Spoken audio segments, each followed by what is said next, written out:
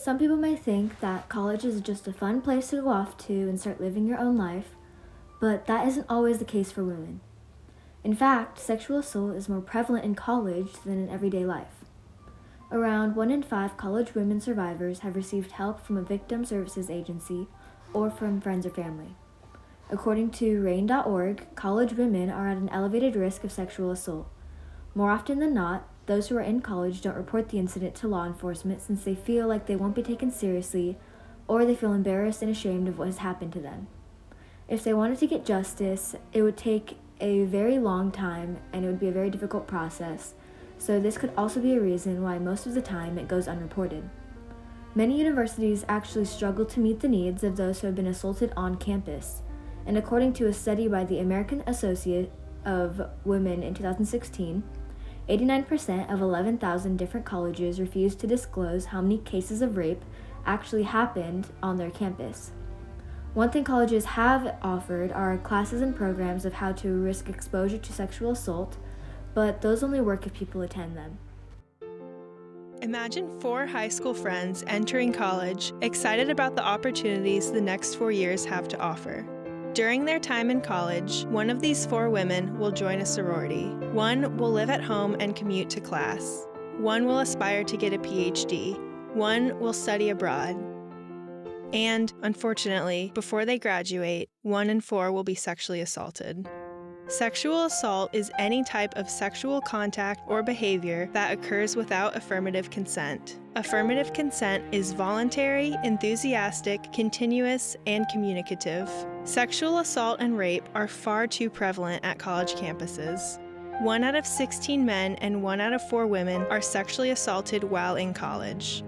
People of color, people with disabilities, and people who are LGBTQ experience higher rates of sexual assault and rape. 28% of transgender students are sexually assaulted. Regardless of the survivor's gender, the rapist is male 99% of the time. Repeat offenders commit an average of 6 or more acts of sexual assault. A majority of these rapists are fraternity members or student athletes. On average, fraternity members are 3 times more likely to rape than non-fraternity members. College male athletes represent 4% of the student population and commit 19% of sexual assaults. The biggest date rape drug is alcohol. At least 50% of college students' sexual assaults are associated with alcohol use. 80 to 90% of women sexually assaulted on campus do not report. University administrators discourage students from reporting so they can claim low numbers of sexual assaults. Yet without accurate information, rape can continue to be denied as a widespread phenomenon. In many instances, colleges care more about their reputation than caring for and protecting their students. Despite myths about high rates of false reports, only about 2 to 8% of all sexual assault accusations reported to police are false. This is the same as the false reporting rate for any violent crime. A man is more likely to be a survivor of sexual assault than to be falsely accused of raping someone. Many people don't report because they don't think they'll be believed and they worry about backlash. There's a false idea that rape is a stranger in a dark alley, but the majority of the time, the rapist is someone you know, making it even more difficult for survivors to come forward. Hey guys, I'm Danny, and me and my group decided to talk about the topic of sexual assault at college campuses. At Stanford University, a varsity swimmer got convicted of sexually assaulting a woman who was unconscious behind a dumpster. At Columbia University, a student carried a mattress around a campus for a year, a performance art piece designed to rebuke the school and its failure to discipline a fellow student that sexually assaulted her. At Baylor University, the president, the athletic director, and the head football coach were resigned or fired because of the lack of follow-up after an investigation revealed years of neglecting to follow up on sexual assault claims by their own football players. College is an exciting time for most, but because it is the start of a new milestone of young adults' lives. You get to experience new things, meet new people, try new things out, and this sounds all fun and games, but we also have to remember the importance of the safety off and on campus. The first step towards a college campus safety is being fully informed on the subject of sexual assault. The formal definition of sexual assault is any voluntary sexual act in which a person or concert or physically forced to engage against their will or non-consensual sexual touching of a person. Sexual assault is a form of a sexual violence, and it includes rape, groping, forced kissing, child sex abuse, and the torture of a person in a sexual manner. According to the Rape, Abuse, and Incest National Network, it says that 95% cases of sexual assault are unreported, and 90% of those women know who actually sexually assaulted them. According to college stats, 89% of sexual offenses happen on campus. Now, this being said, or at least for us as seniors, going into college is a big deal and everyone's excited, but we also need to look out for these precautions. We need to make sure that whoever we are surrounding ourselves with and our friends, we actually trust. Because in a video I'm about to show you, the story of a girl who she thought was her friend sexually assaulted her. So yeah, I hope you enjoy the video. First year was really fun. There was parties going on all the time and meeting new people and being in a new city as well. Basically had vodka and MDMA for breakfast. Just having a good time all the time, party girl sort of thing. The night that it happened, there was a party. Everyone was having a great time. Everyone was absolutely smashed. There was a lot of, people getting with each other. So I was an absolute state. I was like falling over. I couldn't really walk on my own. I got brought up to bed with a security guard, one of my friends, and the girl. She was just a person in my student accommodation. She didn't pose a threat to me. Security left. It was just her and my male friend in my room. And I was passed out on the bed and she started to kiss me. And the guy said to her, "She's way too drunk, she's passed out, that's not a good idea." Apparently, in his words, she looked around and smiled at him and just carried on. So he left to go and get other people, and he told them basically what was happening. Everybody rushed to my room, but the door was locked, and I remember hearing people banging on the door. And after that, it's a little bit blurry.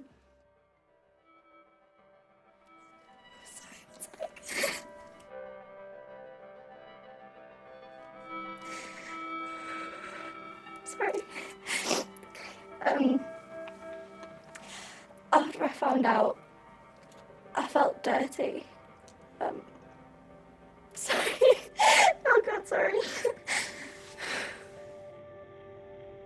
I just wanted to shower and just get the smell off me for starters. I could smell her still.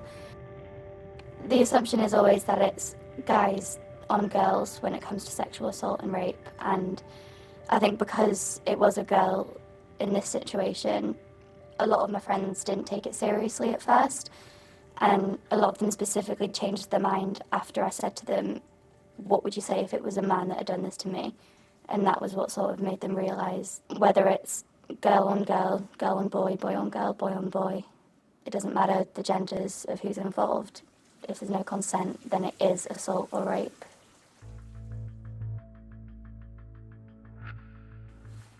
When it came to contacting the police, I wasn't sure at first if I wanted to.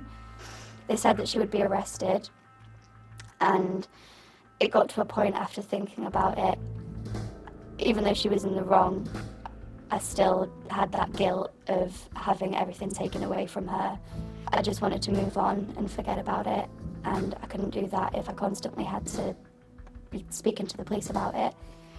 And eventually I dropped the charges because I didn't want any more lives to be ruined because of that night. I don't think at the time she realised how bad it was what she was doing. A lot of people that cross the line when it comes to consent, don't realise that they have, because it's a bit of a grey area to a lot of people. The education system needs to put more focus on teaching people what consent is, and how just because somebody hasn't said no, that doesn't mean that you have their consent.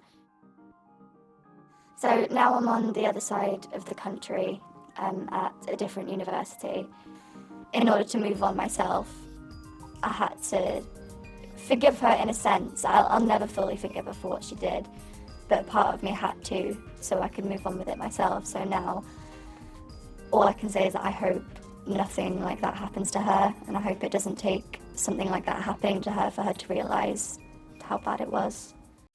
Because sexual assault and rape happen way too often on college campuses, colleges need to enforce more safety and educational programs. Some campuses have started a sexual violence prevention program that is supposed to train women to assess, acknowledge, and if necessary, rebuff unwanted sexual advances. This program has been shown to reduce female college students' chances of being raped by 50%. But unfortunately, this program puts the responsibility on women to avoid being assaulted, which should not be the case. Another program that many colleges are using is the Bystander Intervention. This is supposed to teach other students on how to intervene when they see a dangerous situation, but most of the time, there are not any bystanders around to help in this situation. If colleges implement programs like the Bystander Sexual Violence Prevention and make structural changes on their campuses, it can help reduce sexual assault. Hi guys, I'm Mayla, and my group decided to talk about sexual assault that happens at college. So the college that I chose is Centenary College. So multiple reports have been filed at Centenary College. Officials released some information to students and staff the week of August 23rd. The officials with the Department of Public Safety at Centenary sent out 2 emails to students and staff warning them that they had received that multiple students have been sexually assaulted. So 2 warnings were sent, one on August 26th and one on August 27th. The first email was talking about a student being raped by an acquaintance who also goes to Centenary College, which reportedly happened on August 22nd. And then on Friday, a second warning was sent out via email again, notifying the campus that school officials received 2 additional reports of sexual assault. One of the cases was rape and the other one was fondling. Each time these acts were reportedly committed by a student who attends the college, and these incidents happened reportedly on August 25th. And then some of the people say that it's very disturbing to have to walk around on campus and be scared. And Kendall Sanders, who's a student, said, "It's not a good look, and I feel for them because nobody should have to go through that. The unacceptable behavior from one individual that leads to somebody getting hurt. It does scare me, and I know that people are keeping a lot of extra precautions. I keep my door locked and my bedroom door locked. I have 2 locks." And according to college officials, all these instances occurred in residence halls on campus. KSLA is working with campus staff to gather more information as there are still unanswered questions in the investigation.